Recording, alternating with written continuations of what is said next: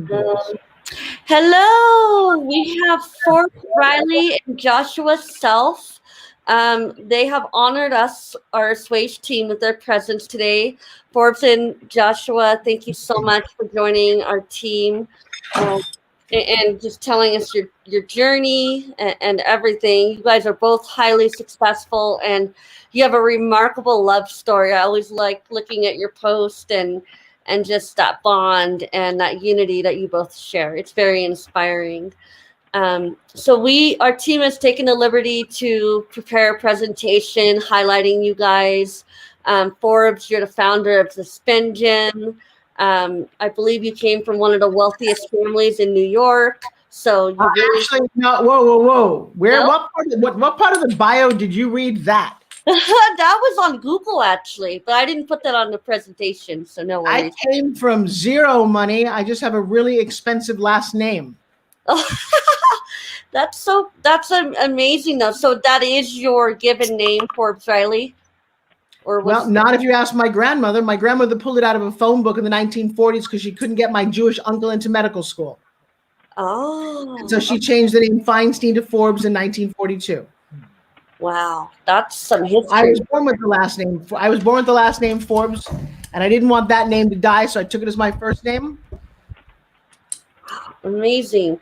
And so everything, so it took a long time for you to build yourself from the ground up. And what led you into SpinGym? Can we hear a little bit of background? Well, let's start. Let's go back in order. Who are we all talking to here? Who's the audience? So you have the Assuaged public health team. So you have Indu, who's our HR lead, Nicole, Amandeep, Lena, you have Luna, Miracle, Sierra, and Jin. And what do you guys actually do? We are all a team of public health students, so we advocate for health measures involving mental health, environmental, sustainability. We have prescription drug abuse. We cover a variety of topics to advocate, and it ties in with our educational requirements for pursuing our master's degree. Some students are pursuing a bachelor's degree in public health. Cool.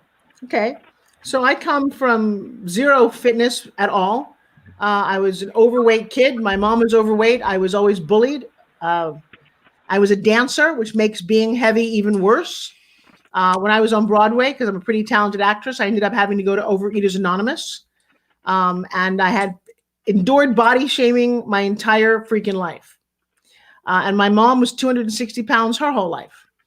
And I remember a moment where I took my mom to go to a health club because she smoked. She was diabetic. She was overweight. We ate fast food because we had no money. My dad was in a horrible accident when I was a kid. So he spent 3 years in the hospital. Nothing better than eating hospital food day in and day out with McDonald's milkshakes. That was his big treat every night. And ultimately what happened was I said, I want more. And one day I took my mom to this health club and I bought her a year-long membership. And she got to the front door and she wouldn't go in. I said, come on, I bought you a membership. Let's go. She said, I can't. I said, yes, you can. I bought you a membership. And she said, I can't. I said, you can't what? And she said, the people in there know what they're doing. I don't want to get embarrassed. I'm going to feel uncomfortable. She started crying and she walked back to the car. And I said to myself at that moment, this doesn't work for me. And so maybe I can find a way to do healthy fitness products at home or just make some dent in people's lives. Because shortly after that, she died. And I realized you don't really get a second chance to invest in your health and fitness. I've been an actress and a television host. I helped start the X-Games. I've done a couple of national talk shows, lots of game shows, and tons of movies, some of which you may have seen. And at some point, I walked into an audition, and the audition was sell me this pen. And I looked in the camera, and I sold a pen. But I didn't sell it the way most people would have. I said, the funny thing about pens like this, when I was in college, my mom used to write me longhand notes. Like I kept them like 2.5 inches thick, And I realized that a pen like this can reach out and touch somebody's heart. Well, Body by Jake. Jake Seinfeld was the guy who was running that audition, and he was looking for someone to introduce the idea of selling fitness products to the country via television. And so he and I created this network called Fit TV. I wrote the pitches for 1,500 different fitness products. Every inventor, every small business, every big business that wanted to sell their product like QVC does now, that didn't exist back then. And he sold that network for $500 million. Along the way, I said I'd like to make a dent in this. I got inducted into the National Fitness Hall of Fame. And at some point, I came up with what I think is the coolest fitness product on the planet. And ironically, that is actually how I met him. Who are you? Well, I'm pretty much an athlete. I've been an athlete my whole life. Been raised on your traditional American diet, eating TV dinners, the sloppy joes and Kentucky Fried Chicken and all that stuff. And about a decade ago, I became pretty much a bodybuilder and had your typical bodybuilder diet as well, eating chicken and rice, thinking that's the healthiest way to do it and the correct way to do it. And then I started getting educated by some doctors and now I'm pretty much all plant-based diet, and I feel a lot healthier and a lot prouder of myself, knowing that I'm eating the healthiest diet you can possibly have. So somewhere about 4 years ago, you walked into a hotel room in Las Vegas.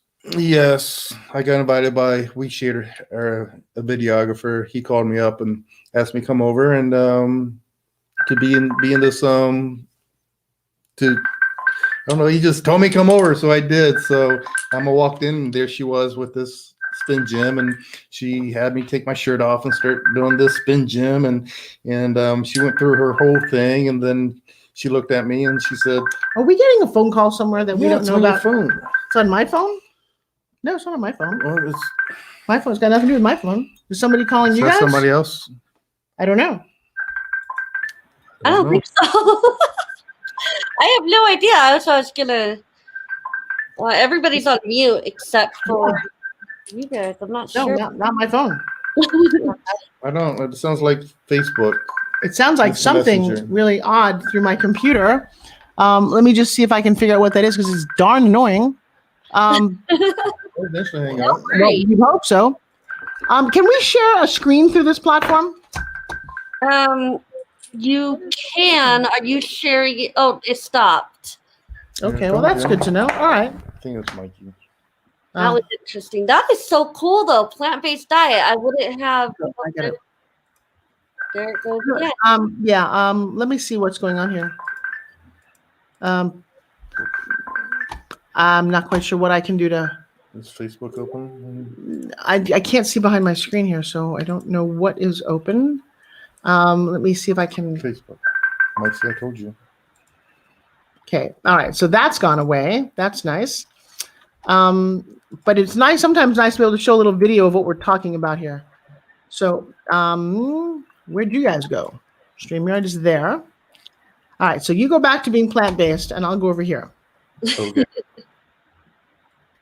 So you were just walking into a hotel room. And what happened? So she went through this whole thing with me with the SpinGym, and she turned and she said, what do you think about the SpinGym? I said, well, I wouldn't use it. And she said, well, can you lie? And I said, no, wait, that's not fair. Lie. That's not fair. You actually were in the room working out all over the place. You seemed to love it. And then I said, can you turn to the camera and say what you thought? He's like, well, I never use it to build muscle. I'm like, well, but you like. But the truth is, I do use this every day. I work out almost every single day. And to me, the SpinGym is the perfect little tool to warm up with. And I truly do use it. Well, and so for me, this is, I think, the most amazing fitness product on the planet. Now, why do I say that? Well, because only one of us is in the National Fitness Hall of Fame.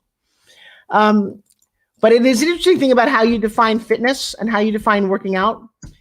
And so for me, this is, let's see if I can just show you something so you can put something in context. So if I share that, video file screen share, see how this works.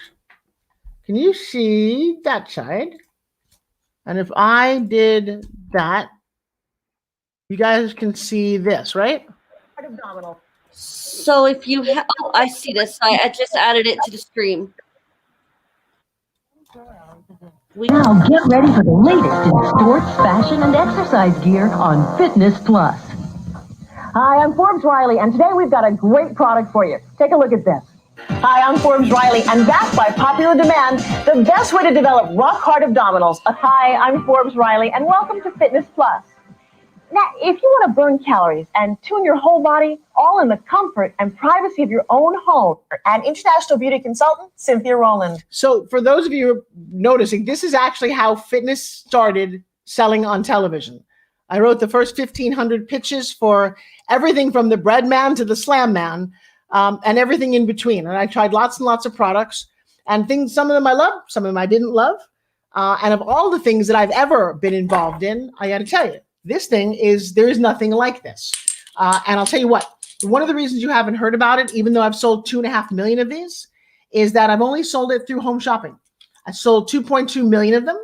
And as a businesswoman, that's a very, very nice payday. And it allowed me kind of as a single mom to raise my 2 twins who are now 18. And now I'm going back to showing people, really reinvigorating how important this is, especially now that we're locked down.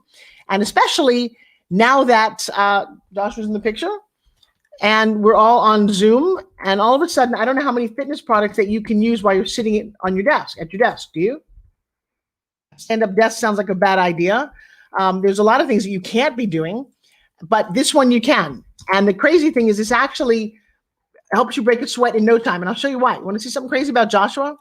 So let me show you again here. I'll just go. No, that's not what I want. No, I'm not very good at this. Okay, there you go. Cancel that. Hang on. How about share screen, and share screen? There you go. That guy. And so this is one of the things that you can see on Joshua, because he actually has a couple of muscles on his body, is that you can see all the muscles fire. You don't need to be big and strong like him. But take a look at what this does. Since you did this, I want you to see why SpinGym works so well. Check this out. In your thumbs. Go, 10, 9. So now, all my fitness experts, bring it down a little bit lower. Stand up really tall. What do you see? So all of his pecs are fine. You see delts fine. You see ab engaged. I'm going to turn you around. Just going to use you. Right? No, stay right there. Just right there. Just pull intensely. All the striations in his shoulders. Look at his entire back. How deep is that? And so when you know about muscle contraction, what do you want to tell them about what they're seeing on your back with one little product? A dumbbell doesn't do that. Look at his entire back. How deep is that firing? I'll tell you, all the way through his entire body. So what would you say about SpinGym to people who don't know what it is? Exactly what you just said. Because the thing spins at 125,000 RPMs per minute. And because it vibrates, it's constantly shifting its direction. It totally makes your entire upper body just contract almost every single muscle. In fact, what's unique about this is they did a study on about this particular product. I'm going to show you something because I know you guys are in school, and when you're in school, you definitely want to prove things and have things proved. So just here, take a peek at this. And I think it's interesting. It made a TED Talk. You hear that? That is the sound of a groundbreaking scientific device based on a classic toy called a whirligig. The design has been around for thousands of years, but it wasn't until very recently that anyone developed a physical model for how it works. In the lab, we stumbled upon this wonder. It's the whirligig, a couple of strings and a little disc, and if I push, it spins. How many of you have played with this as a kid? This is called a button on a string. What you didn't realize, that this little object is the oldest toy in the history of mankind. 5,000 years ago, we have found relics of this object hidden around on our planet. Now, the irony is, we actually don't understand how this little thing works. If you take the input torque that you put in, you take the drag on this disc and the twist drag on these strings, you should be able to mathematically solve this. 10 pages of math later, we can actually write down the complete analytical solution for this dynamic system. When you do the math, the maximum speed we've been able to achieve with this object is not 10,000 RPM, not 50,000 RPM, 120,000 RPM. That's equivalent to 30,000 G-forces. Conventionally, a string has a geometrical limit to what it can coil. And beyond that geometrical limit, the number of twists going beyond that limit will pop the string in the third dimension, and it will start coiling in a hierarchical structure, which is a coil of coils. This is called supercoiling. Supercoiling turbocharges the pay-per-fuge up to speeds of 125,000 rotations per minute. That's enough to generate 30,000 Gs. Sometimes. So what's really interesting about that fact is that what you're watching there is they took this And in third world countries, without electricity, they attach a vial of blood to this. And because this spins so fast, you can actually separate blood and use it as a centrifuge. That's great for science. But when you use it on the body, every single thing fires. So you can be sitting at your desk. I've got Pedro who has no arms. We've got people in wheelchairs. We've had people lose over 100 pounds just adding this a few minutes a day to their daily routine. So I'm kind of on fire. It comes in every color, and you will see more and more about it. And that is my contribution. Now, what Joshua does, though, is something a little bit different. You've actually built a muscle or two, haven't you? Yeah, pretty much. I believe that, well, I know that we've all been trained to build muscle wrong. I mean, you go to the gym, they have work on your shoulders, you're doing shoulder presses, which is a horrible exercise, causes impingement syndrome. You do dips, that's horrible on your shoulders. Barbell squats, bad on your spine. So there's so many traditional exercises that we've been taught to do to build muscle that actually will harm you in the long run. So I teach the safest, most effective exercises you can possibly do, all based on biomechanics and anatomy. So that's what I do. And so what I think one of the things that's interesting is that Joshua started out, you were an athlete and you kind of built yourself up, right? Correct. But he's been a successful professional athlete for a while. And then all of a sudden, January 2nd of last year, something bad happened. He was on his motorcycle and you got hit by a car.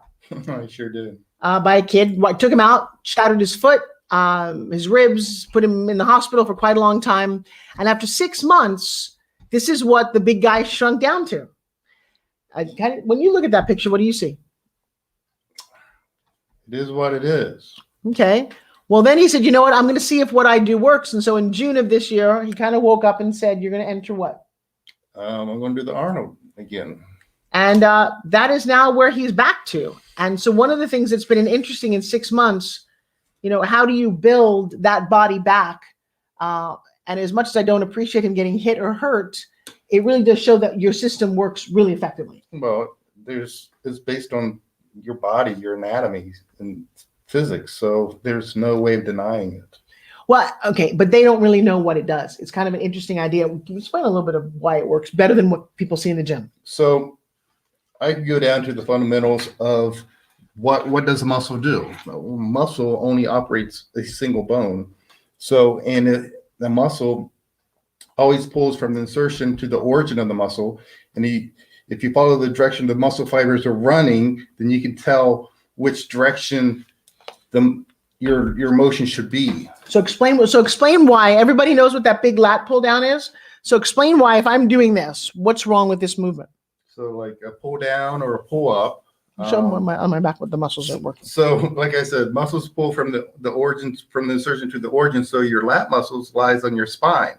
There's a bunch of them connected to your spine. They run up diagonally up to the back of the humerus, which is the insertion. So this running diagonally, but most people do a lat pull down, which is pulling parallel to the spine. So that muscle is actually straining at the beginning of the motion because it's going against the grain instead towards the direction the fibers are running. So instead of doing a pull down, you should do a pull in.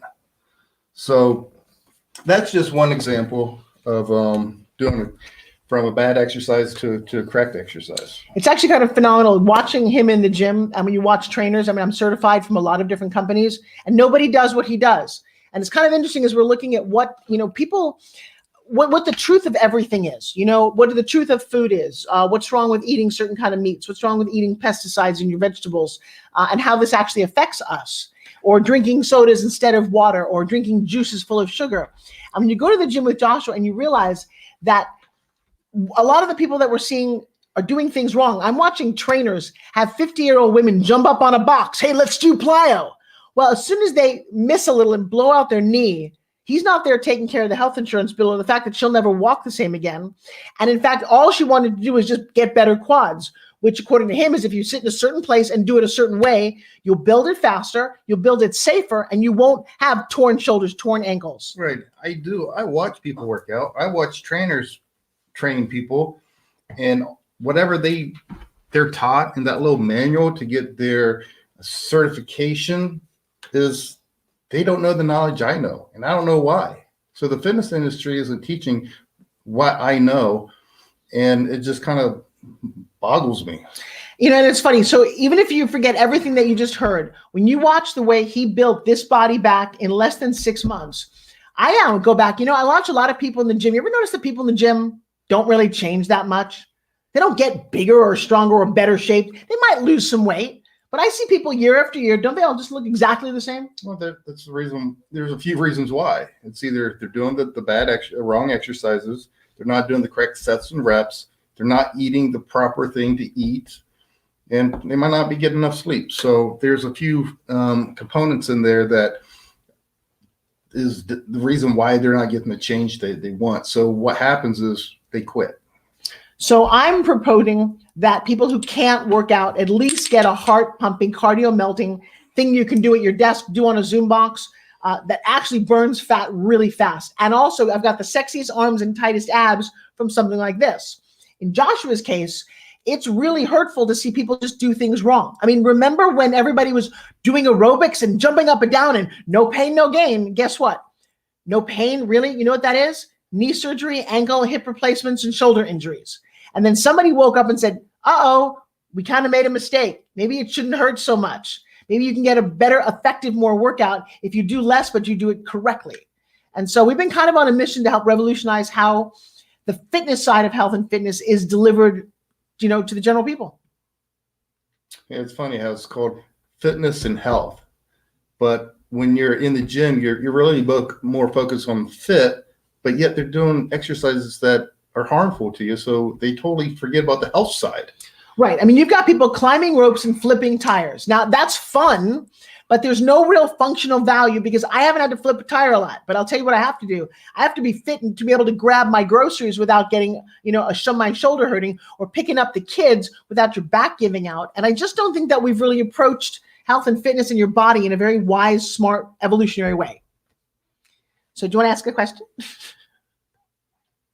Yeah, wow. That was so in depth, you guys. Thank you so much for sharing.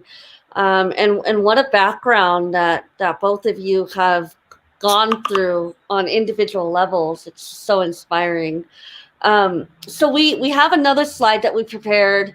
A lot of people are kind of concerned why they're not motivated to exercise, especially with the pandemic. And I feel like the SpinGym is a tool that people could refer to and have more motivation to just, you know, use that in a variety of ways. So could we kind of go over, you know, how people can accomplish if they're, you know, maybe lazy or watching too much TV? We see a lot of people doing exercises in their bed. Could they use the SpinGym while they're in bed? Absolutely. Let me tell you something. You unwind a SpinGym because it's not elastic. And so for all of us who type too much, you take your fingers like this and you pull this and you stretch, and all of a sudden, oh, you fight against carpal tunnel because all of that is kind of tight. Can I sit in front of you for a second?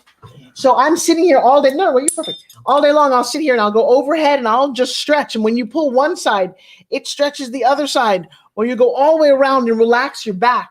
But I will tell you what, would you mind winding that up? Because I'll tell you the thing that, I don't know what the word lazy means. I don't think people are lazy. I think they're lied to. They're not motivated.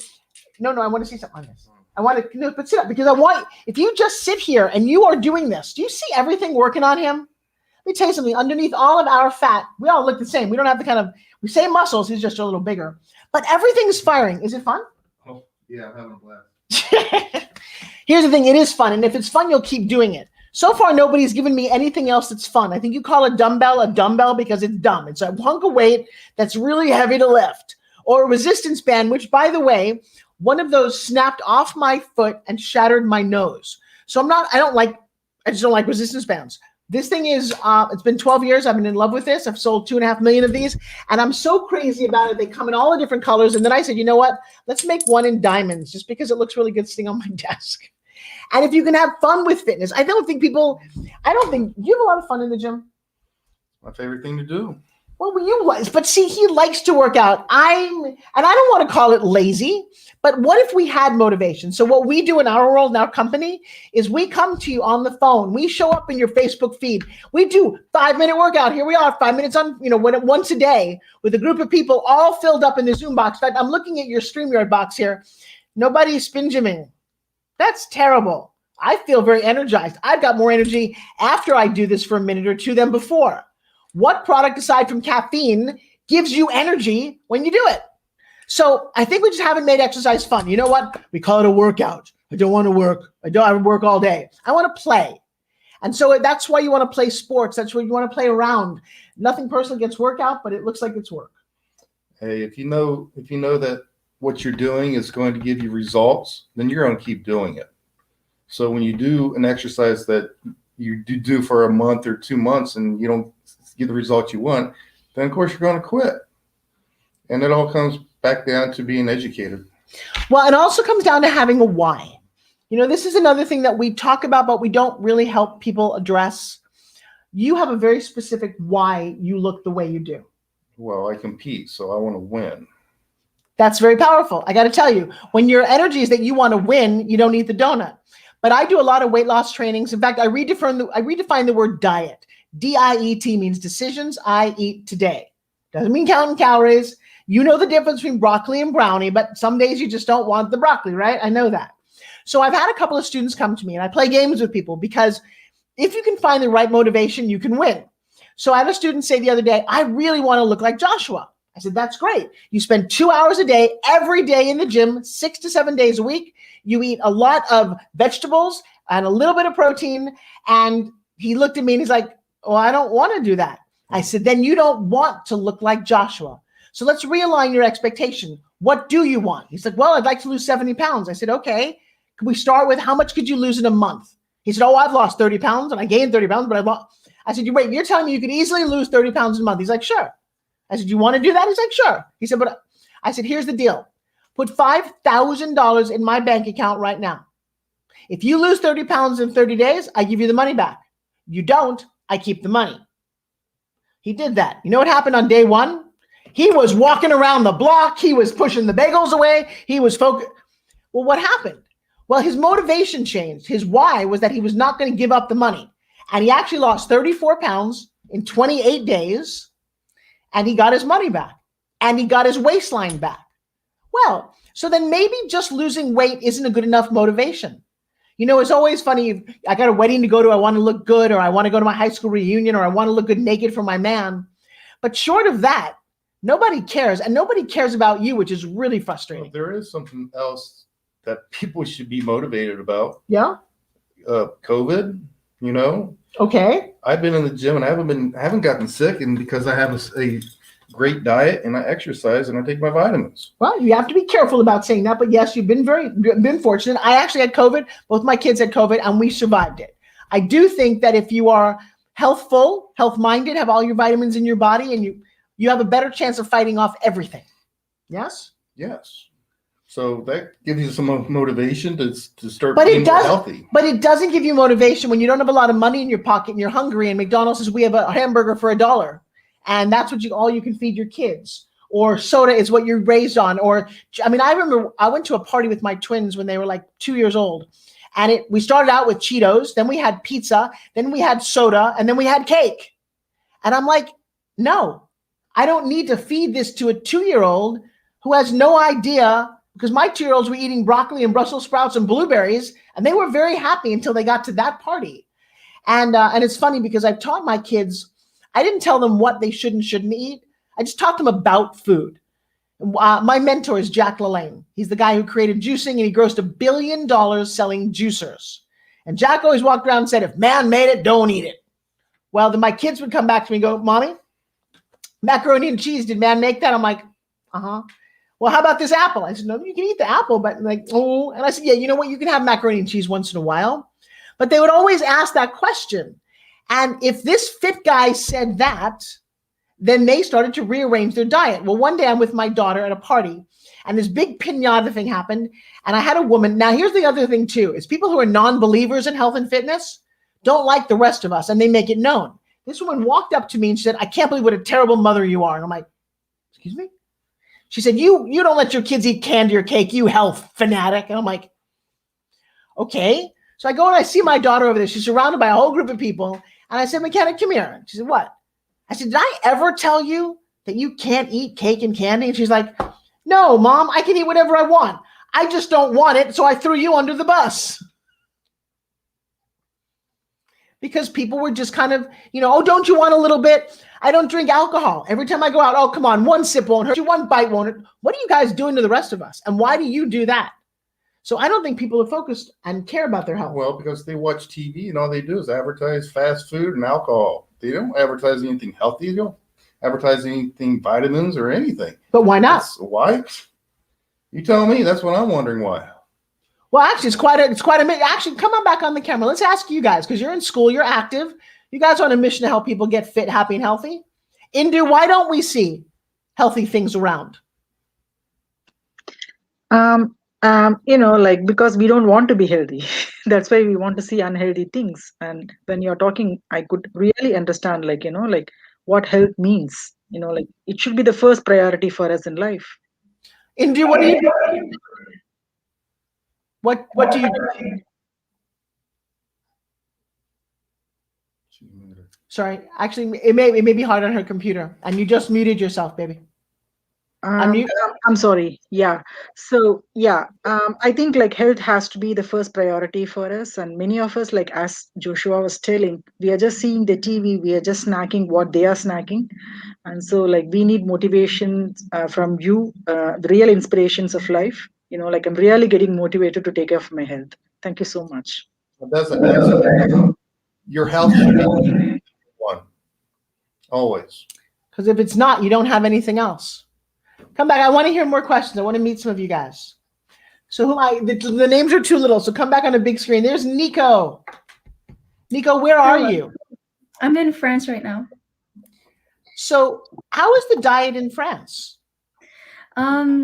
It generally is healthy in the sense that everything is usually locally grown and things are cheaper if you go to the bigger stores. If you go to the smaller stores, they tend to be more expensive, but everything is relatively still accessible.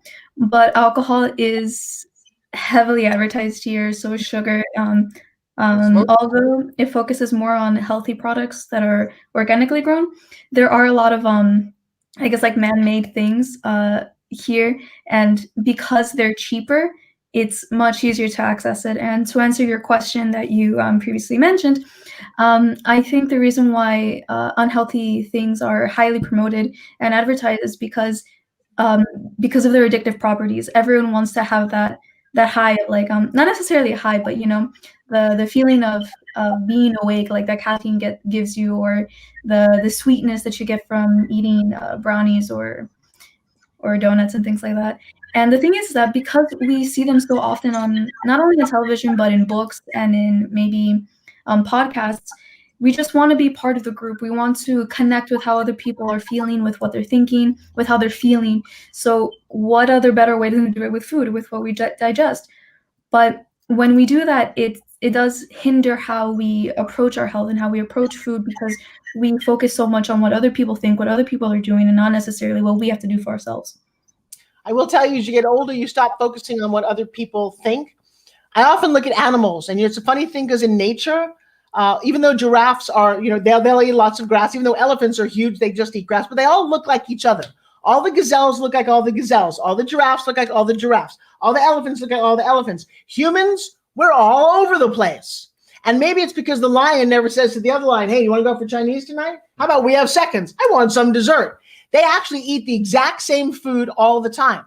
They also eat all of their food raw, which has a lot of enzymes, especially for grass eaters. It's just a different way. Humans are nuts. We can't wait to overconsume. And then we'll take those foods and we'll wrap them in plastic that doesn't disintegrate and floats out in the ocean and kills other animals. And I'm a little confused about what humanity is doing at all. And when I look at the way Joshua eats and lives and thinks, it's much more close to nature and natural and pure. And Nico, I'm sorry, but I got to tell you, I actually don't care what other people think. I think it's very important that we wake people up to their own sanity. that we say what's important to ourselves every day. Why are we doing this? And how much money do you need before you're willing to stop hurting other people for it? It's kind of hard to say that, though, for being a teenager, because they do want to fit in. And I remember being a teenager and I wanted to fit in. So that's kind of hard to. So that goes back to the parents, though, being educated and teaching our kids how to eat correct. Why animal meat protein is bad for us, junk food is bad, soda, so forth. But it's impossible because then you go to school. I remember school lunches that had no nutrition in it. My father spent 3 years in a hospital. I was in the hospital not long ago. After some sort of surgery, actually for my stomach, I was served a slab of pork, some spaghetti, coffee, and Jell-O. And the rectangle pizza, right? Right. And you're like, this isn't not food. But even when the medical profession, you learn how to cut someone open, you learn all about everything, and you spend 4 to 6 hours on nutrition. I'm sorry, it doesn't make sense to me.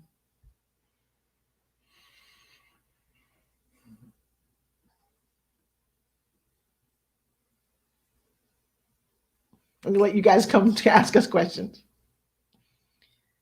Hello. Hello, Sierra. Sierra, where are you? Make sure you unmute. I am in Ann Arbor, Michigan. So what do you think about what we're talking about? I think a lot of this have to do with health disparities. The fact that grocery stores are not in all communities, especially urban communities where low-income people live. And when you think about eating healthy, you have to think about, well, am I going to eat health? Am I going to get on the bus to go to the grocery store, or am I going to drive 30 minutes away to the grocery store and get all these fruits and vegetables that could possibly go bad and not meet my quota for the week because I only have about $50 to feed my family? Or am I going to get some ramen noodles, which I know will last in my cabinet as long as I need it to, and I can get it from the little corner store? So I think it has a lot to do with what's available, because just growing up in Detroit, I actually grew up in a very poor neighborhood. In order for us to go to even a Kroger's or a Myers, we had to travel 45 minutes. So we ate a lot of boxed things and things that I knew wasn't good for me, but I knew that's all my mom could afford. And that's the only thing that we had in our neighborhood when we did run out of food. No. Did you know that there were healthy foods out there, though, that you should eat, and why what you're eating was actually bad? Did you know that? I knew that it was bad for me, but I always crave vegetables and fruits and things. And I knew it was bad for me, but if them vegetables go bad or the fruit goes bad and I don't eat it in time, it takes away from what we could have had for the week, especially with it being 6 of us. Well, no, I didn't know that a vegetable didn't come in a can until I was in my 20s. All we had was I remember canned asparagus, canned peas, canned corn, cream spinach, TV dinners, and fast food. That is how I grew up. So I completely understand. We didn't have any money either. And a big deal for us back then was going to McDonald's, was going to Arby's, was going to Kentucky Fried Chicken. A big night for us was there was a peel and eat shrimp place. And that was a big deal for us. So I understand that.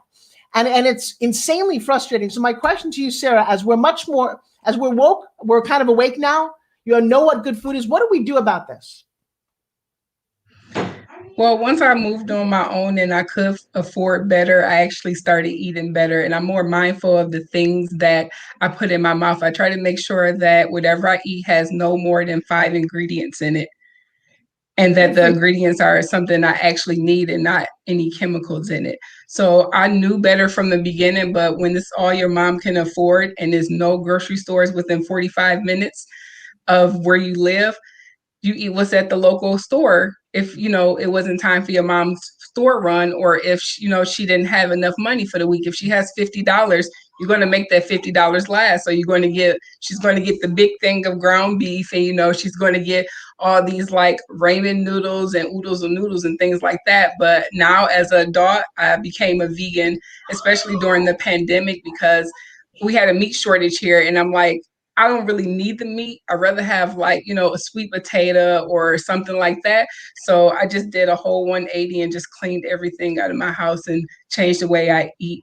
So that way I feel better and it takes the inflammation down in your body as well. There's a whole lot of certificates behind you. Are those all yours?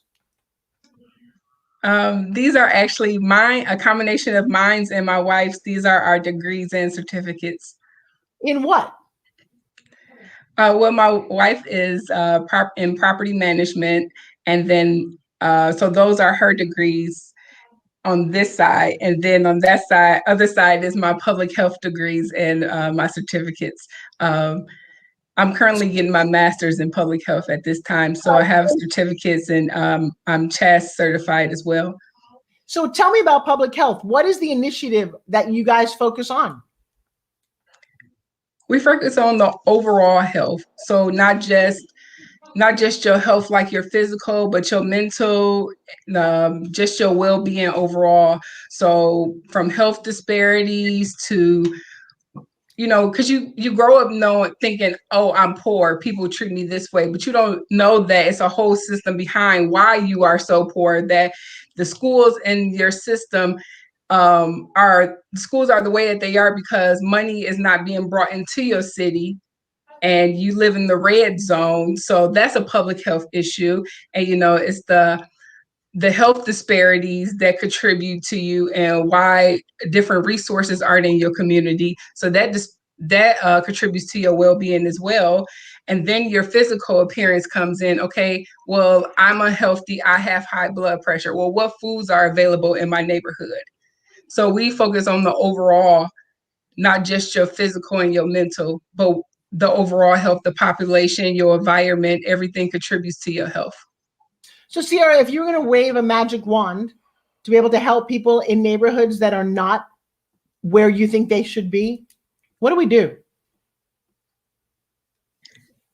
I will start with the disparities of health. I will start with the school system and the resources that we have in the urban communities, because growing up in the urban communities, it wasn't much available to me.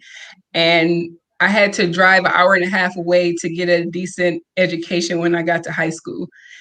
And I didn't have anything in my neighborhood as far as grocery stores, but like a little market where the meat was basically spoiled or they bleached it and you can smell it through the packaging. So we will have to take that 45-minute trip to go to the grocery store.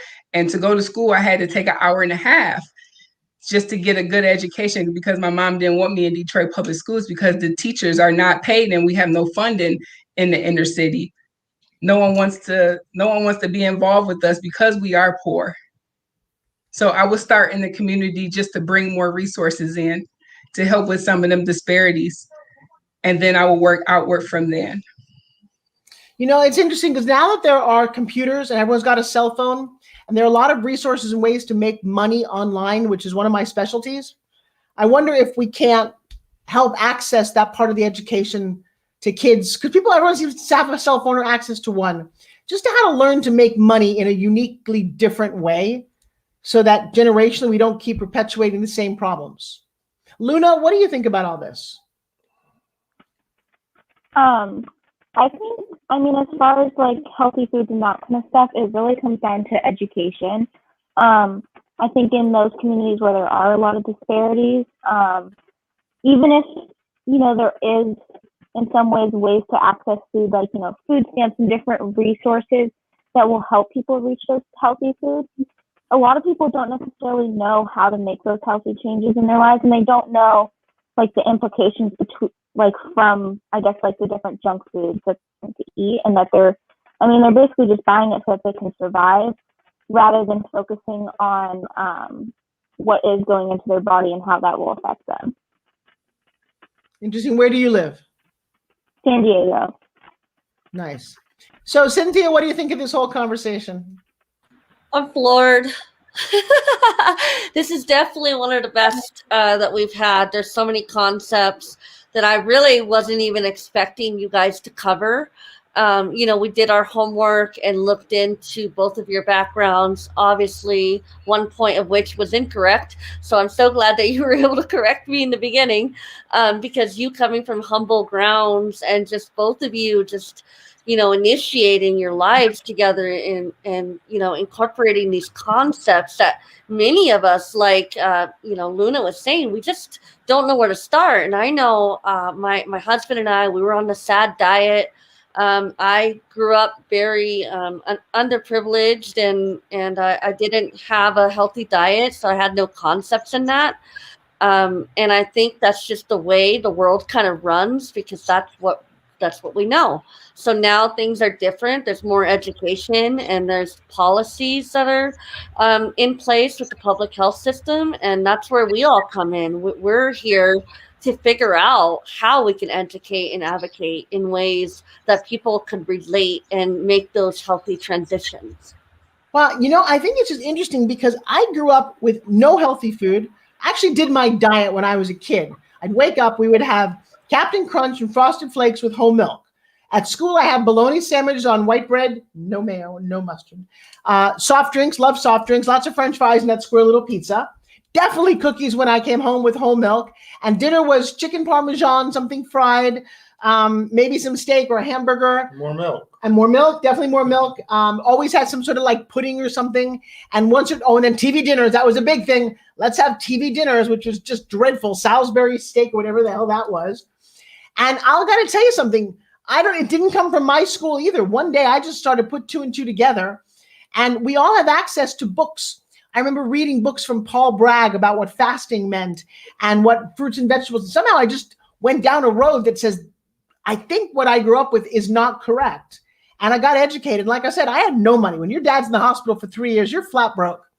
So I actually want to take a little responsibility and say, yes, it's challenging to have to, go that long to get to a grocery store, but you grew up with no money either in a little town, didn't you? Mm-hmm. Which, by the way, that same little town is still kind of little. Right. And we shared pretty much the same diet.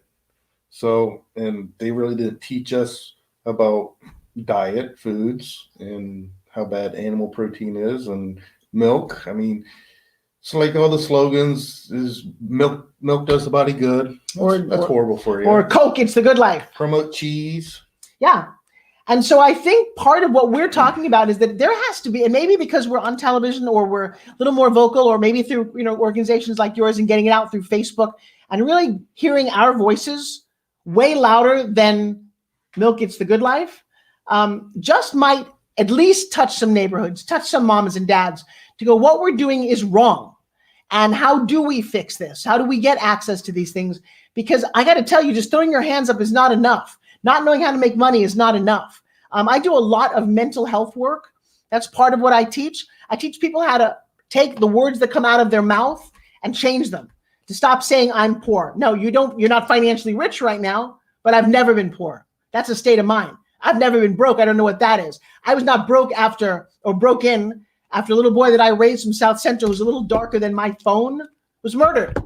They're my pictures on the cover of the LA Times, my wedding photo. So I'm listening to people who whine a lot and complain a lot and say, you know what? Nobody gave us. Did anybody give you anything? No. Did you suffer a little bit? A lot? We all do at one point. Well, but it's funny because when you read the bio and you go, oh, she had a privileged life. Let me tell you something. Here's the privilege, is that when I got to New York and I was talking like this because I'm from New York, I had an idea in my head because I watched TV.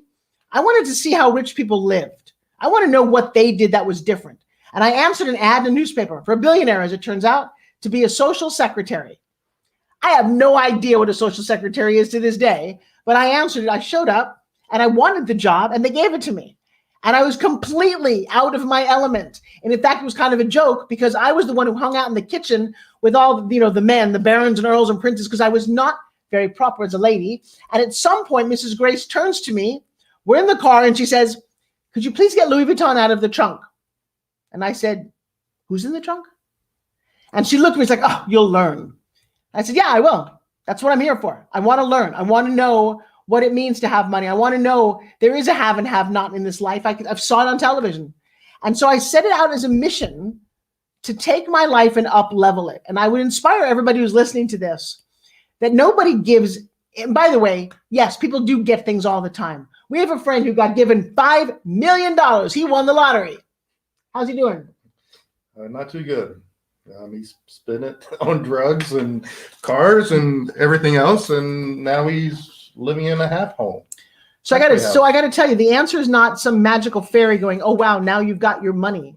The journey is a lot of this. The struggle is a lot of the story that I'm telling you, and I'll tell you what, it's worth it if you do it with other people. If you keep moving forward, there's so many resources. There's Facebook, there's Clubhouse, there's Instagram. My advice to you is don't settle.